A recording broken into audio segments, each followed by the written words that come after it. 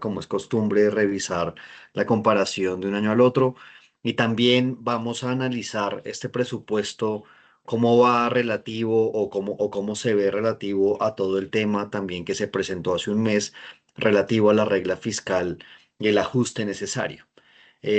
Como ustedes saben, digamos que en todo el calendario, si se quiere, de planeación fiscal y presupuestal, primero tenemos las cuentas fiscales con las cuales admiramos todo el tema de déficit y demás, y después nos vamos a todo el tema presupuestal.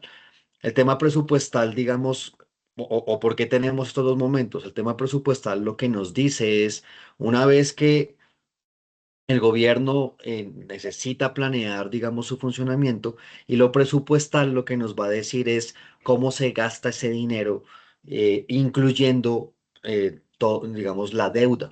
Mientras que en cuentas fiscales, deuda, digamos, está en otro lado, pero un poquito para ubicar esto en el sentido que siempre tenemos primero todo el tema fiscal y luego tenemos el tema presupuestal.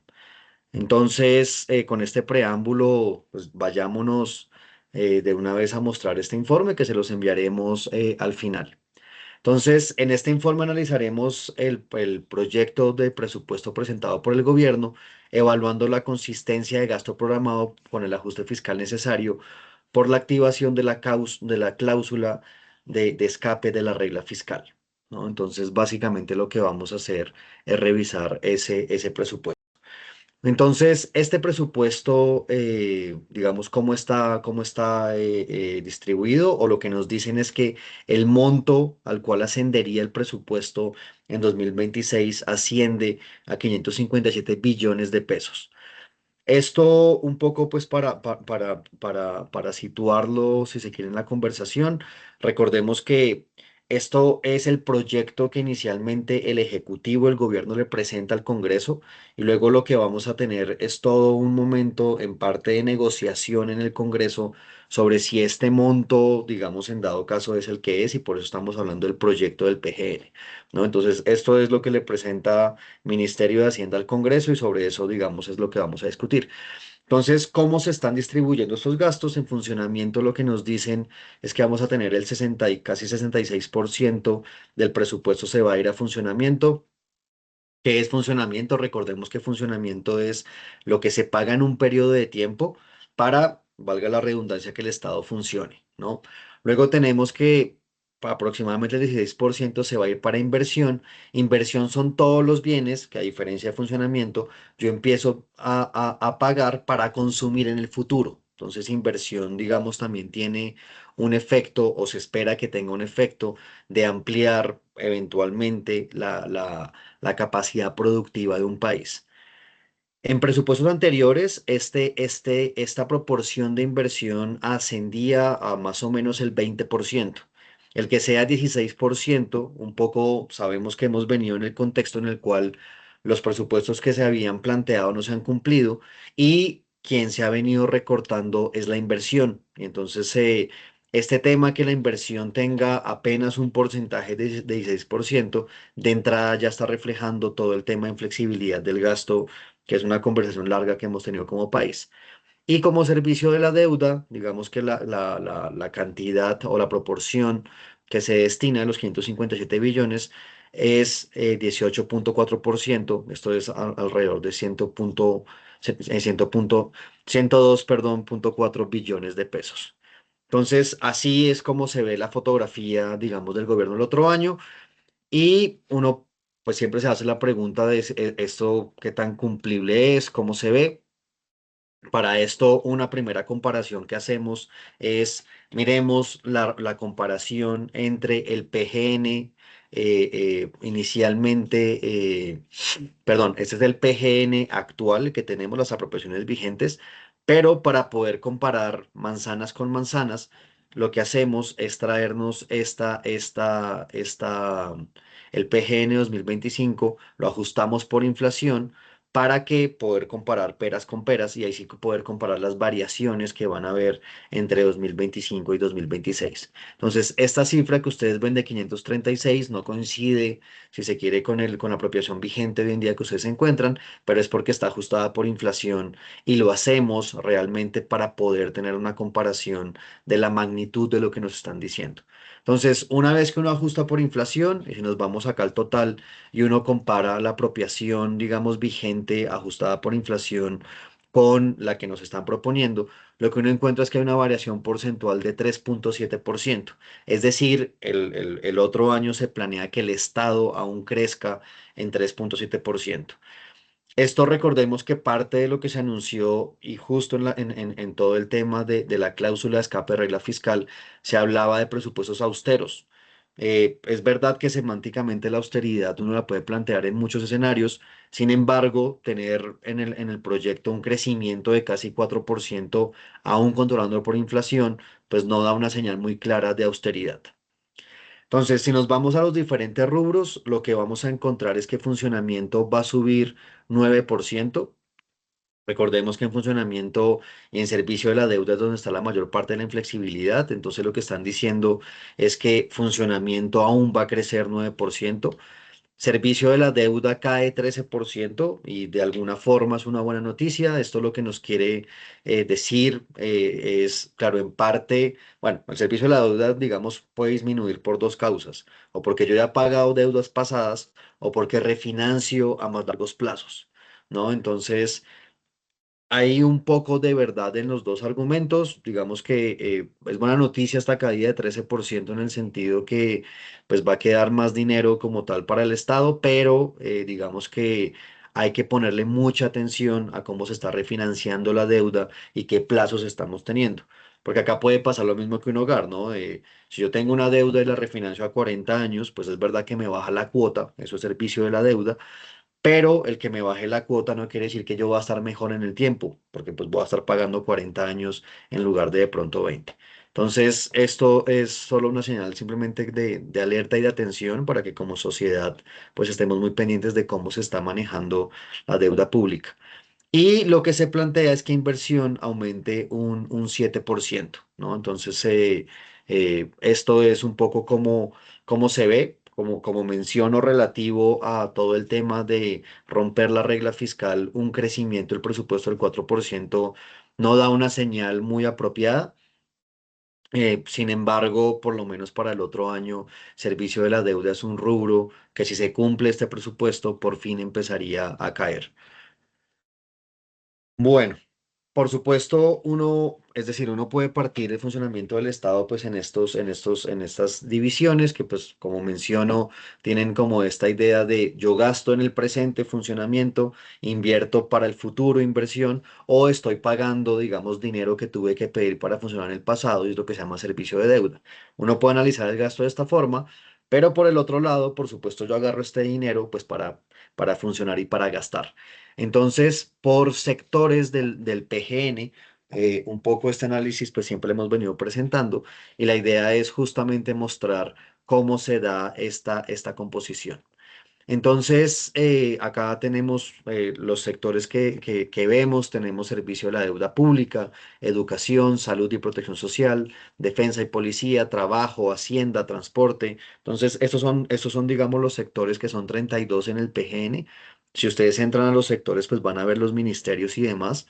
Ese es un ejercicio que, por supuesto, digamos que se puede hacer y como saben, el PP, la herramienta que tenemos, permite hacer eso. Pero bueno, si nosotros analizamos esto por sectores, encontramos que cinco sectores están acumulando más del 70% del presupuesto. Estos son servicio de la deuda, educación, salud, defensa y trabajo. Entonces, recordemos que hay un montón de protecciones e inflexibilidades. Esto que el 70% del presupuesto se concentre acá no es por otra cosa en parte que por eso. Servicio de la deuda tiene protección, digamos, constitucional y entonces, pues, tiene inflexibilidades. Gasto de educación entra bueno, la mayor parte dentro de gasto social y también tiene esa característica. Salud, por supuesto. eh, y entre trabajo, digamos, también está todo el tema de pago de pensiones y demás. Entonces, pues esto que se concentra acá el presupuesto, pues justamente está reflejando el tema de inflexibilidades. Y bueno, si ustedes tienen dudas un poco de los detalles de estos, como les mencioné, la herramienta Pepe está disponible para que en dado caso entren y jueguen. Ahí uno puede hacer una comparación histórica de cómo se ha movido el presupuesto después de descontar inflación por sector y por entidad, ministerios y demás. Entonces, así es como se ve por sectores o como se vería el gasto del PGN.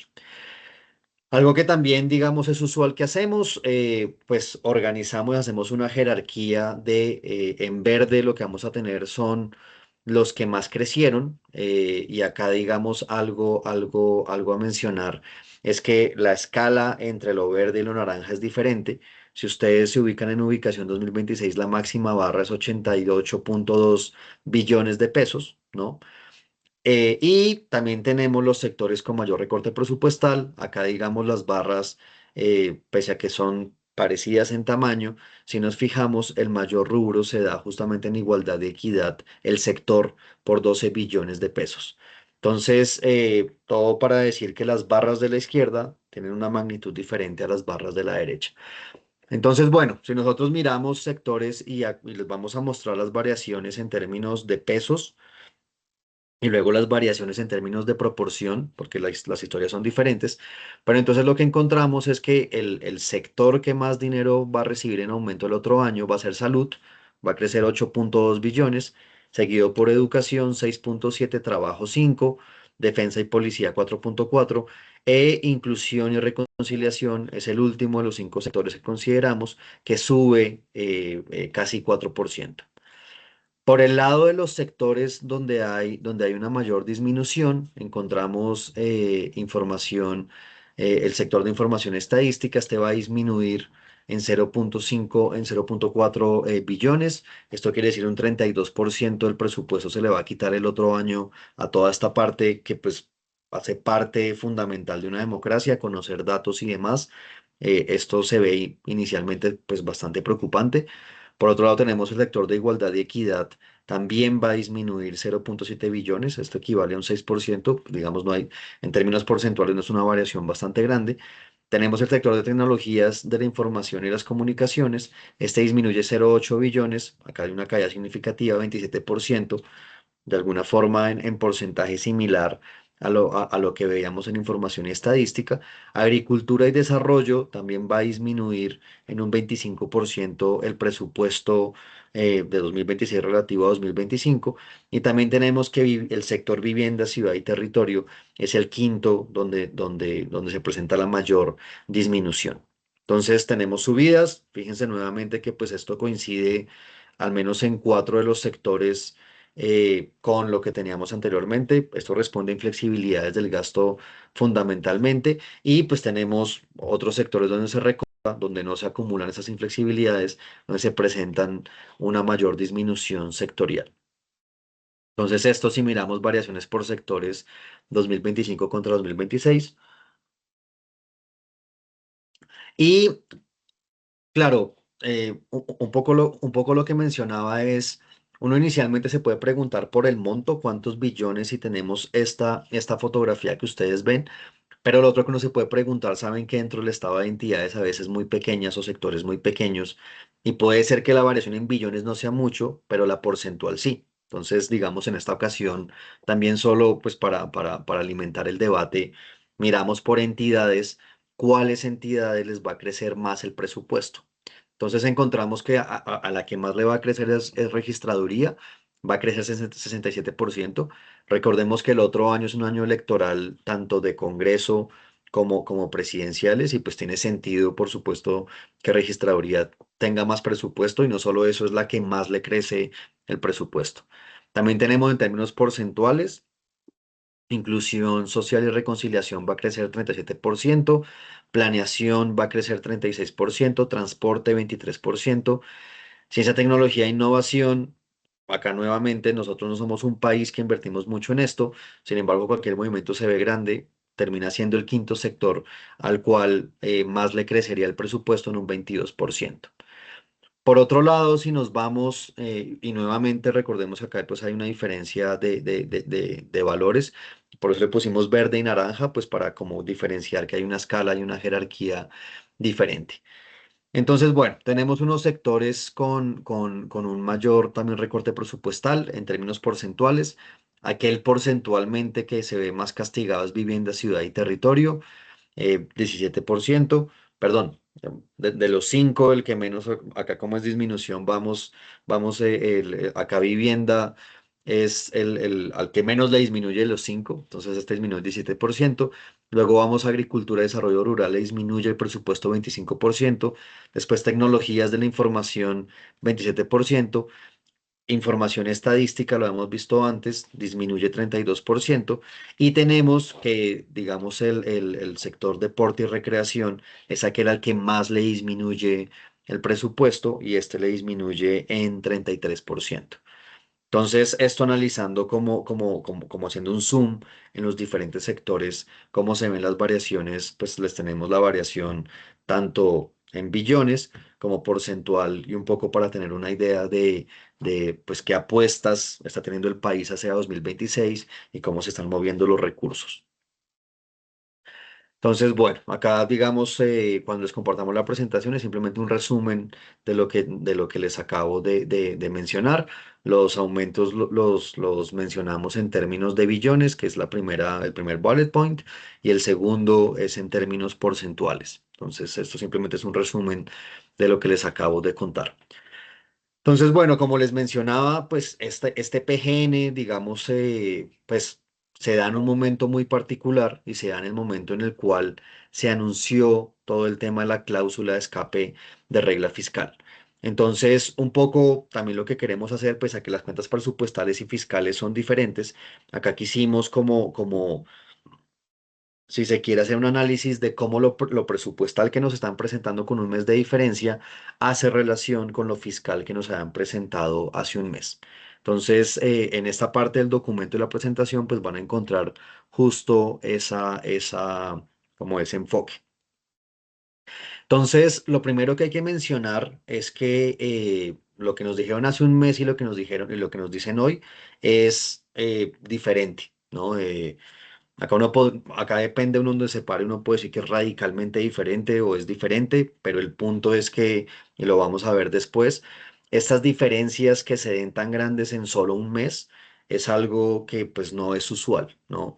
Digamos que en el marco jurídico de Colombia lo que se dice es que básicamente el presupuesto debe ser consistente con el plan financiero y un poco como se ha entendido últimamente eso es, venga, yo actualizo el plan financiero en el presupuesto para que las cuentas me den, digamos, pues lo que se quiera hacer. Esto yo diría que lo preocupante es que viene en un momento en el que hace un mes, recordemos que si se quiere la narrativa es que se van a sincerar las cuentas en el marco fiscal de mediano plazo 2025, en el cual pues se miraba por supuesto 2026. Y pues llama la atención que si a uno le dicen que sinceran cuentas, porque las cambian un mes después, ¿no? Entonces, como que en esa narrativa, al menos no se entiende cómo se sinceran cuentas para luego cambiarlas. Pero bueno, entonces, si miramos las cuentas y comparamos, digamos, esto que dice marco fiscal de mediano plazo 2025 es justamente como las cuentas o como nos dijeron que se iba a ver 2026 en términos fiscales. Y recordemos, eso, plan financiero son cuentas fiscales, por eso los montos son diferentes a los anteriores. Y PGN 2026, pues nos actualizan el plan financiero, ¿no? Entonces, acá vemos las comparaciones rubro a rubro. Acá un poco lo que tenemos es, hay una diferencia en los ingresos totales por poco más de 8 billones.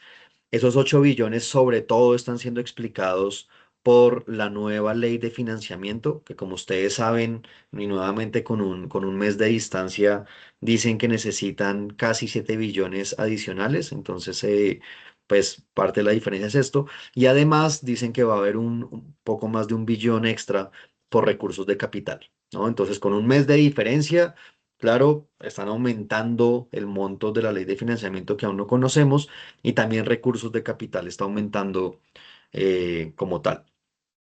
Ahora, esto que ha sido una práctica, si se quiere, usual, pues de este gobierno que pues ha ha hecho pronósticos de ingresos muy optimistas y pues acá uno está viendo también esto con un mes de diferencia, otra vez está inflando los ingresos, pues si yo inflo los ingresos, pues por consecuencia inflo los gastos. Entonces los gastos, como eso es un presupuesto débil balanceado, el gasto total está aumentando en exactamente la proporción de ingresos, entonces en poco más de 8 billones.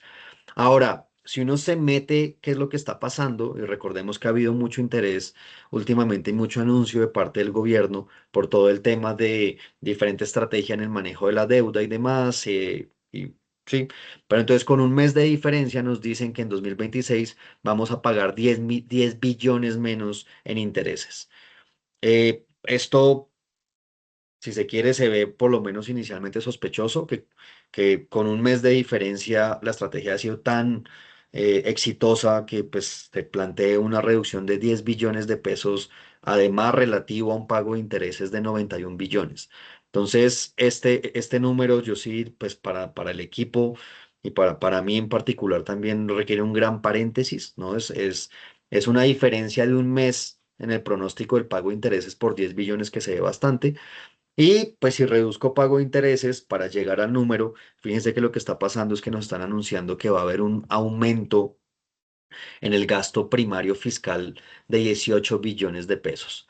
Entonces, pues todo esto cae un poco en esta narrativa que hemos venido teniendo, en la cual se presentan ingresos muy altos, con ese ingreso se presentan gastos muy altos y digamos que pues eventualmente 2024, 25 y 26 van a terminar siendo 3 años en los cuales los PGNs fueron muy altos y la inflexibilidad del gasto como consecuencia ha venido aumentando.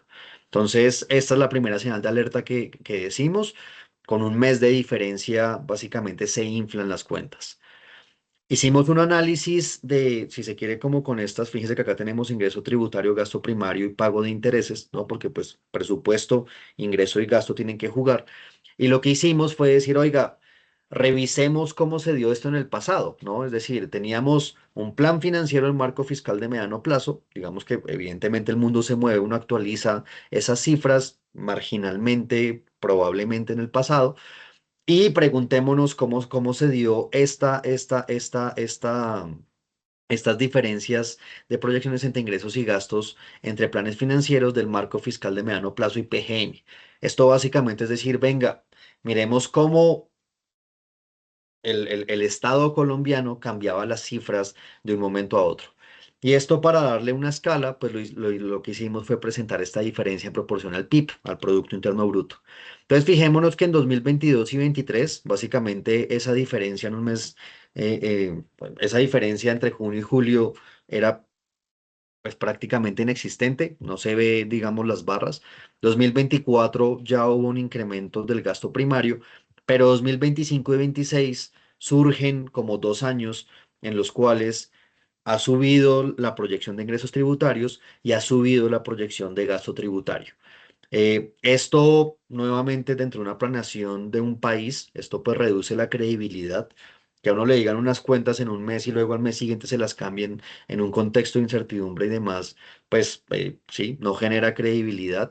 Pero adicionalmente, si uno mira el comportamiento, al menos desde 2022, esto es algo que no es muy usual. Entonces, simplemente como en este tema de analizar estos cambios entre marco fiscal de mediano plazo y PGN, pues encontramos que los 2 últimos años han sido atípicos relativo a subir bastante en un mes la proyección de ingresos y gastos. Ahora, fijémonos que el año pasado, pues esa proyección, digamos, inicial para gastos fue de más de un punto del PIB. Ahorita estamos en poco menos de un punto del PIB, pero digamos que ese es el tamaño del ajuste que nos han venido haciendo con un mes de distancia.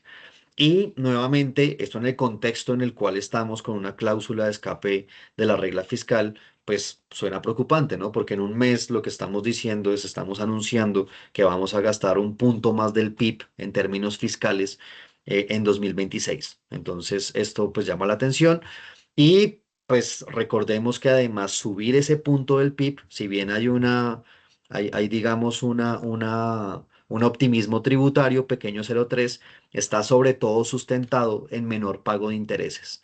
Que como menciono, o sea, anunciar que en un mes se cree que se va a pagar medio punto del PIB menos en intereses. eh, y esto nuevamente sitúenlo pues en un hogar, ¿no? Yo tengo mi flujo de caja, lo que estoy pagando el crédito de mi casa, y resulta que en un mes de diferencia, yo seguramente lo que tuvo que haber pasado acá es cambié la estrategia, y la estrategia del cambio, lo que estoy diciendo es, oiga, el otro año voy a pagar 0,5% menos de mi actividad económica, para un país es el PIB, en intereses. Es decir, tuve una estrategia en un mes absolutamente excelente que me va a hacer reducir este pago de intereses. Entonces, pues ese pago, esa reducción, si se quiere, se ve bastante optimista. Y no solo eso, sino que se está yendo a un proyecto en el cual se anuncia más gasto primario. Que pues el gasto primario tiene por definición bastantes más inflexibilidades. Entonces, esto también digamos que lo alertamos como tal en el documento y pues en esta presentación. Entonces, bueno, acá están como los resúmenes. Lo otro que uno, por supuesto, claro, PGN y en cuentas fiscales las dos, pues van a tener como el recaudo tributario es una parte pues fundamental de las cuentas del Estado, es la parte más grande de los ingresos como tal. Cuando uno va y mira históricamente cómo se ha comportado el recaudo tributario relativo al PIB, y digamos los que estuvieron en la presentación de marco fiscal de mediano plazo, pues hicimos, si se quiere, el mismo ejercicio, y los dos van a estar en los dos porque pues es la parte más importante de los ingresos. Uno encuentra que el promedio de recaudo de la economía colombiana es alrededor de 14,5% del PIB. Y pues ustedes miran acá las líneas, pues básicamente eso es lo que dice. ¿Qué se proyecta para 2026? Vemos también una proyección muy optimista en el recaudo. Este 0,3 que ustedes ven acá de ingresos tributarios corresponde al cambio en la ley de financiamiento. Perdónenme, me vuelvo acá. Esto de acá que teníamos 19 pasa a 26, esta diferencia de casi 7 billones son estos 0,3% del PIB de ingresos tributarios. Si ustedes revisan el marco fiscal de mediano plazo, esta barra de ley de financiamiento era 1,1 del PIB. Y todo esto entonces, pues lo que decimos es que se está presentando un recaudo, y yo pongo optimista, de 7% del PIB en 2026. Y ya les cuento por qué optimista. Claro, tiene una ley de financiamiento, reforma tributaria de 1,4% del PIB. En un mes subieron ese pronóstico y básicamente si se cumpliese este nivel de ingresos, tendríamos un nivel de recaudo superior al máximo, digamos, que hemos tenido en el país, que fue 2023, que ascendió a 16,6% del PIB. Ahora, para llegar a eso, dependemos de ley de financiamiento, pero no solo eso, ¿no? Recordemos que 2023 fue un año en el que Colombia aumentó retenciones y autorretenciones. Esto, palabras más, palabras menos, es adelantar el impuesto de renta de 2024. Entonces, en 2023, digamos, ese pico histórico de recaudo que inicialmente se dio con una muy buena señal, que por fin un país que hace una reforma tributaria cada 2 años había aumentado 2 puntos de recaudo del PIB, entonces como que parecía que por fin lo habíamos hecho, resulta que no, resulta que llegó 2024, un año después de este adelantamiento de impuesto de rentas, y vuelve y cae el recaudo a promedios históricos. 2025, en junio, justo estábamos discutiendo que otra vez el gobierno aumentó retención y autorretención. Fíjense que si uno se para en 2023, esa medida fue tomada hacia el mes de febrero, hacia principios de febrero, y pues el aumento del recaudo fue 2 puntos del PIB. Ahorita nosotros anunciamos esto, o el gobierno anunció esto en junio, y el recaudo, digamos, la mitad del año, y el recaudo aumentó en 1 punto del PIB. Entonces, fíjense que más o menos si da la escala en magnitud con el tiempo. Todo esto para decir que el recaudo en 2026, como es un año después de haber aumentado retención y autorretención, el recaudo sin reforma tributaria debería caer, y acá lo están manteniendo constante. Entonces, un poco cuando planteamos que es optimista, estamos diciendo es optimista no solo porque están apostando muy fuerte por una ley de financiamiento que aún no conocemos, sino están prediciendo un comportamiento del recaudo que no es coherente con el comportamiento reciente de aumentar retenciones y autorretenciones. Entonces, esta es otra señal de alerta que hacemos. Entonces, claro, si los ingresos los están poniendo más altos, pues el plan de ajuste, pues digamos, no se ve tan creíble, o al menos 2026 parece ser que va a ser un año, o si se cumple un poco las alertas que estamos diciendo, un año en el que de hecho el déficit no vaya hacia la senda que se anunció inicialmente. Por supuesto, hay otra parte de esta discusión que tiene que ver con la ejecución. Entonces, saben, ¿no? Una empresa, un gobierno tiene un presupuesto, tiene una ruta de navegación, eso es un presupuesto, y luego uno puede empezar a preguntarse cómo se está ejecutando ese plan de navegación. Entonces, justo lo que hicimos acá fue revisar varios años, cómo iba la ejecución del Estado en diferentes momentos desde el año 2000, ¿no? Entonces, con el eje izquierdo, ustedes pueden comparar las barras verdes y el promedio histórico, ¿no? Entonces, fíjense que esto va de 20 a 45%. Y un poco lo que uno encuentra es que al mes de junio el promedio histórico de ejecución está en 38,1%, ¿no? 2024 y 2025, los dos son años en los cuales hemos ejecutado por debajo del promedio histórico, ¿no? Entonces, primera cosa, digamos que uno puede decir, el ritmo de ejecución de 2025 al menos está más abajo que el promedio histórico. Pero también lo que quisimos hacer es en estas líneas punteadas mostrar la variación de ejecución a junio comparando un año contra el otro. Entonces, esto lo comparamos en el eje derecho. Fíjense que acá tenemos un cero y si nos vamos al cero, un poco todo lo que encontramos es tal cual. Si uno compara cómo estábamos en ejecución 2024-2025, 2025 está más alta y tenemos una variación en puntos porcentuales positiva. Es decir, este año va un poco mejor en ejecución que el año pasado, pero aún estamos por debajo del promedio histórico. Entonces, esto para que un poco lo hicimos, como saben, hay un plan de navegación que es el PGN 2025 y un poco lo que uno puede decir es, oiga, estamos un poco mejor que 2024, pero pues aún estamos debajo del promedio histórico. Lo otro que quisimos hacer, saben que, claro, a final de año el gobierno deja unos contratos firmados, esto se llama rezago presupuestal, y uno puede preguntarse cómo va esa ejecución. Un poco para preguntarse, oiga, ¿será que a final de año cómo se cumplirá este presupuesto? ¿Será que sí? ¿Será que no? Y lo que encontramos es que el rezago presupuestal del año pasado ascendía a casi 63 billones de pesos. De ese rezago a la fecha se ha pagado el 69%, es decir, 43 billones, y todavía quedan por pagar casi 20 billones de pesos. Esto un poco lo que nos dice es, claro, quedan 20 billones de presión de gasto de básicamente la vigencia fiscal pasada y por ende, digamos, cumplir el plan de 2025 no se ve muy fácil. Sin embargo, nuevamente, pues estamos ejecutando un poco mejor que el año pasado. Entonces, todo esto para decir, oiga, todavía tenemos una presión de gasto que no es de este presupuesto, es del presupuesto pasado. Y pues en ejecución, digamos, vamos un poco mejor que 2024. Todo esto para qué lo hacemos, lo que queremos hacer es una radiografía de, oiga, estamos en un contexto de rompimiento de cláusula de regla fiscal. Entonces, ver qué le está pasando al presupuesto de 2025, pues es importante para pensarse qué está pasando o qué puede pasar en 2026. ¿No? Entonces, pues lo que menciono, esta necesidad de pagar este rezago restante reduce la probabilidad de cumplir con el PGN 2025. Y nuevamente, ¿no? Uno va al PGN 2024, básicamente al final entre lo que se dijo y lo que efectivamente se firmó hay una diferencia de 10%, 50 billones. 2025 el PGN tampoco parece un PGN, digamos que se vaya a cumplir y la distancia, pues dado esto parece ser que también va a ser grande, probablemente menor que la de 2024. Y 2026, nuevamente, ¿por qué no se cumple esto? Se fue muy optimista con los ingresos, se está siendo optimista en 2026, pues parece ser que vamos a tener 3 años de presupuestos en los cuales la ruta de navegación no se va a cumplir.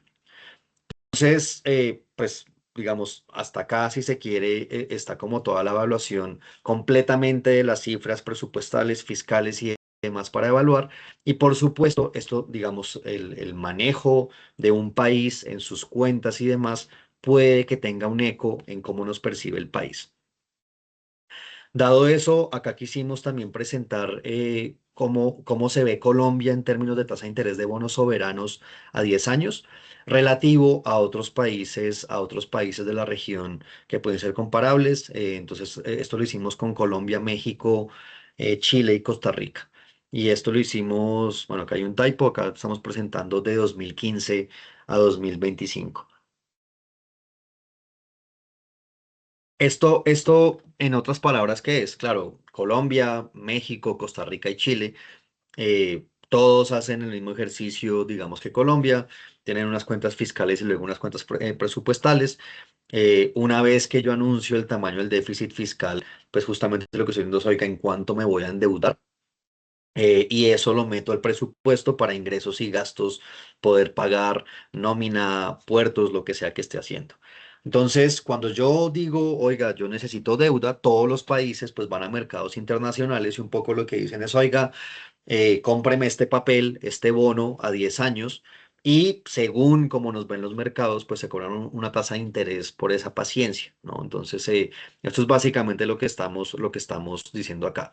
Entonces, todo este escenario fiscal y presupuestal en el cual no se han cumplido los presupuestos, en el cual el déficit fiscal, lo que hablamos hace un mes, ha venido creciendo, en el cual no se ve que los ingresos sean realistas y soporten los gastos que se dicen, todo esto tiene unos efectos sobre la credibilidad del país en los mercados internacionales. De estos países que nos estamos comparando, desde 2021, fijémonos que básicamente desde este momento, venga, le metemos acá, desde este momento, que claro, estrictamente hablando, pues uno se para y uno dice, esto o este comportamiento es el país más caro de la región. Bueno, más caro con los que nos estamos comparando en este momento, no empezó, digamos, en este gobierno, fue una cosa que empezó desde 2021, pero fíjense que nos hemos mantenido como entre estos países el país al que le prestan más caro, ¿no? Y pues de hecho a 10 años ahorita estamos poniendo bonos a más del 12%. Todo esto, pues por supuesto, encarece el endeudamiento y es un reflejo de la incertidumbre fiscal y presupuestal que está viviendo Colombia relativo a los demás países. Si estuviésemos en Chile, fíjense que en Chile, si fuésemos el gobierno chileno, nos estaremos financiando a un poco menos de 6%. Y esta la comparación es tal cual, ¿no? O sea, usted va a ir a comprar una casa y a usted le prestan al 6% y al vecino le prestan a casi el 14%. Pues esto de por sí ya tiene un efecto futuro en pues cada quien cuál va a ser la senda digamos, poder gastar plata en inversión, en funcionamiento y demás. Y esto lo que refleja es, así es como nos está viendo el mundo relativo a estos cuatro países. Y esto todo lo que quiere decir es que en el futuro vamos a estar pagando más intereses que pues esta discusión pues se dio hace un mes atrás. Entonces, con este contexto concluimos. El PGN de 2026 crece 3,7% real frente a 2025, concentrado en funcionamiento y no se ven señales claras de un ajuste fiscal gradual, y esto se da en un contexto en el cual se cambia el plan financiero, el marco fiscal de mediano plazo, como mencionamos. Una vez más, en un mes de diferencia se aumentan los gastos. Y pues esto en términos de credibilidad fiscal, pues no se ve muy claro por qué cambiar pronósticos en un mes puede ser una señal. En la narrativa de hace un mes, como mencionaba, sin cerrar cuentas, pero pues ahorita, digamos, sobre todo lo que más importa es un plan creíble. Espérame, Leonardo, termino y ya damos paso a las preguntas. La financiación de 2026 depende de supuestos no certeros, como mencionábamos. Primero, de una ley de financiamiento no presentada por 1,4% del PIB. Segundo, de una meta de recaudo poco realista, dadas las sobreestimaciones en 2024, después de lo que mencionaba 2023, luego de aumentos de retenciones y autorretenciones. Básicamente, tributariamente, 2026 va a ser una especie de año hermano de 2024. El recaudo debería caer sin ley de financiamiento. Y la financiación de 2026 también la vemos que depende de medidas transitorias. ¿no? Entonces, la financiación de 2026 no se ve, digamos, que sea muy certera. Si los ingresos no se cumplen, en 2026 el PGN será el tercer presupuesto con mayor diferencia entre lo inicialmente planteado y lo ejecutado. Y no solo es el tercero, sino que el tercero en una secuencia de tres. El PGN 2024 tuvo esto, el de 25 todo indica que así va a ser, y el de 26 según digamos lo que hemos evaluado, pues se ve como un año en que también se va a incumplir el presupuesto. La mayor ejecución que vemos del gasto en 2025, ¿no? Relativo a 2024 y el pago del rezago de 2024, aumentarían el déficit fiscal en 2025. Un poco lo que estamos diciendo es que, claro, si usted está gastando más, pues tiene que financiar de algún lado y pues eso va a aumentar el déficit. Y esto es importante ponerlo en la lupa, porque pues, es decir, si yo me endeudo más este año, me reduce el margen de incrementar gastos en 2026 o me lo debería reducir, y todo esto en el contexto de cumplir la regla fiscal en 2028, ¿no? Entonces, básicamente, pues con un mes de diferencia vemos un poco más improbable el tema de cumplir la regla fiscal en 2028 o no se ven señales de cómo se va a hacer esto. Y estamos en un ambiente de cambios fiscales y presupuestales, tenemos ingresos inciertos y más gastos, y todo esto se refleja en la prima de riesgo soberano que tenemos en alza. Eh, y pues un poco lo que uno ve es que el ajuste que se debería hacer en gasto es alrededor de 4 puntos porcentuales del PIB, y dado lo que están mostrando en 2026, ese ajuste se le está dejando completamente al siguiente gobierno. Con esto pues terminamos nuestra presentación y pues abrimos el espacio a preguntas. Gracias, director. Hagamos primero una preguntita que tengo acá en el chat y ya le doy para Leonardo para que haga su pregunta. Jacqueline Guevara pregunta, ¿se está haciendo un manejo irresponsable de la deuda teniendo en cuenta que en lugar de abonar más a capital aprovechando la baja del dólar, casi todo se está yendo a pagar intereses? Claro, es decir, nosotros venimos de un momento, por supuesto, la pandemia, digamos que le pegó a todos los países y todas las personas en algún momento vamos a diferenciar pago de intereses y abono de la deuda. Nosotros, digamos, hemos estado en un momento en el cual hemos aumentado más y más la deuda para financiar gasto, y sobre todo gasto inflexible, que yo creo que pues ojalá el siguiente gobierno que venga se dé la pelea fuerte por hablar realmente de inflexibilidades del gasto y digamos, identificar, perdón, posibles ineficiencias, porque es algo, digamos, que no se habla, pero pues es muy difícil verlo, ¿no? Realmente como sociedad no sabemos si el gasto en educación es eficiente, si el gasto en salud está bien hecho. Sabemos los montos macroeconómicos, un poco lo que tenemos acá, pero es difícil ver adentro. Todo esto para decir que sí, es decir, en la región Colombia es de los países que más se ha venido endeudando, por eso nos están cobrando cada vez más tasa de interés. eh, pero pues realmente el tema que el indicador sea abonar más a capital o más a intereses, yo diría que el indicador es justo más revisar cuál es el monto como tal de la deuda y cómo se está planeando. Pero entonces lo que uno sí ve es que Colombia se ha venido endeudando cada vez más y más. Ahorita hay una apuesta, digamos, interesante, arriesgada por probar cosas diferentes. Puede ser que salga bien, puede ser que salga mal. Pero sí, o sea, yo diría, estamos en un momento estructural en el cual es cierto, estamos pagando muchos intereses. Justo el plan de ajuste de la cláusula de escape lo que nos plantea es la ruta para recuperar la senda y pagar menos intereses y más capital en 2028, pero en ese orden de ideas, justo lo que decimos que 2026 no parece ser el año en que la señal se vea muy clara de ajuste. Muchas gracias, director. Ya Leonardo puede hacer su pregunta. Buenos días, director. Usted hablaba bueno, el gobierno está inflando las cuentas, pero quisiera que me aclarara bien qué es el gasto primario y ese aumento, por qué estaría dado. Y más allá de que la ley de financiamiento, es decir, que el recaudo baje porque no haya una ley de financiamiento, qué otras consecuencias puede traer eh, para el país o para el gobierno que finalmente esa deuda, esa ley de financiamiento no se dé y el gobierno no cumpla con esa meta de tener esa reforma para poder tener más recaudo o más ingresos? Claro, perdón que me le voy a ir entre dos diapositivas. Entonces, claro, fíjese que si no pasa la ley de financiamiento, de una vez estos 26 billones desaparecen y esto quiere decir que pues los ingresos solo subirían 2 billones, digámoslo mal contado. Esto, digamos, esta diferencia en 2 billones para 2026, ¿qué quiere decir? Si yo no reduzco el gasto, pues me toca endeudarme más. Entonces es, digamos, lo primero como de ley de financiamiento así solito a secas. Ahora, el tema tributario, en términos de las barritas, es justo lo que mencionábamos acá.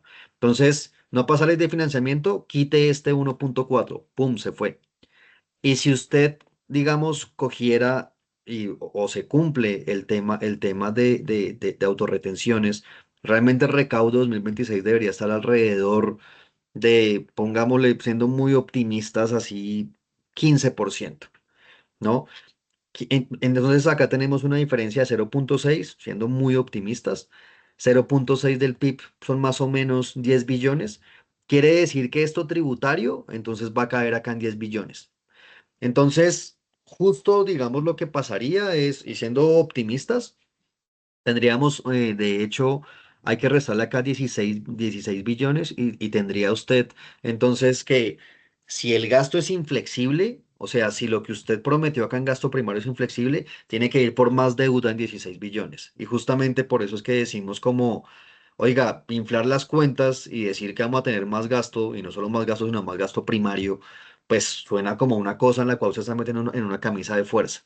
Entonces, lo primero que uno vería es eso. Lo segundo, y pues ahí vámonos a 2024, ¿no? 2024 la plata no entró porque justamente el supuesto tributario fue muy alto y un poco qué fue lo que pasó, se recortó donde se podía recortar en lo flexible. Y lo flexible donde está concentrado sobre todo en inversión. Entonces, si ese supuesto, digamos, de recaudo optimista no se da, pues lo que vamos a tener es que este rubro de inversión va a ser el que va a ser más castigado en 2026. Entonces, eso, digamos, es lo que pasaría, Leonardo, si no se cumplen los supuestos de recaudo. Un poco lo que uno vería es que en 2026 pues, se deberían hacer recortes adicionales, nuevamente concentrados en inversión, porque pues hoy por hoy es la parte flexible. Entonces, si me pregunta qué pasaría, esa sería mi respuesta. Gracias, director. Le hago una pregunta que me envía Marta Morales de semana y dice, ¿cuál debería ser la ruta de las comisiones económicas con el monto? Pues mañana vence el plazo para aceptarlo o rechazarlo. Si lo devuelve, podría repetirse la historia del año pasado, que se expida por decreto, lo que tampoco es un buen escenario. ¿Qué opina? Si yo fuese comisión económica, yo estaría, digamos, justo preguntándome como por ese supuesto realista. Dado esos supuestos realistas, pues yo negociaría el monto porque, pues nuevamente, ¿no? Ponernos en una camisa de fuerza que cada vez sube más la inflexibilidad y ya van a ser 3 años consecutivos en el que pasa esto. Recordemos que 2024 lo que se esperaba era un 18.4%. De pronto permítanme acá. No, 2024 lo que se esperaba era una cosa. Esto no está. Bueno, la barra a ver si esto me permite. Bueno, no. En 2024 lo que se esperaba de recaudo era 18%, ¿no? Entonces, es decir, las comisiones económicas o han enfrentado 3 años seguidos presupuestos con ingresos mucho más altos. Y esos ingresos más altos, tal cual un poco con la respuesta anterior, están justificando que se firmen gastos más altos y en una senda de regla fiscal, pues eso no parece muy coherente. Entonces, si yo fuese comisión económica, honestamente negociaría el monto en función de esta parte, digamos, tributaria que se ve, digamos, muy optimista. Ley de financiamiento, pues habrá que ver si hay espacio político para aprobarla, pero 26 billones, pues es algo muy por encima de lo que uno ve que típicamente recauda una reforma tributaria. Entonces yo diría que por esos dos lados, yo vería que pues se podría pensar en un monto menor. Y como mencioné en la presentación, este tema de con un mes de diferencia, que digan que se va a pagar 10 billones menos en pago de intereses se ve muy heroico. O sea, si se cumple, pues sería una noticia maravillosa, pero si no se cumple es más endeudamiento. Entonces, también me enfocaría en esto para decir, deme un supuesto pues más realista, eh, y dado eso, uniendo esas piezas, miraría cuál sería el monto. Y va, bueno, y la siguiente pregunta, pues que si pasa el año pasado o no, pues la verdad es que ya, o sea, los tiempos políticos, pues por supuesto son los tiempos políticos, para eso tenemos 2 meses.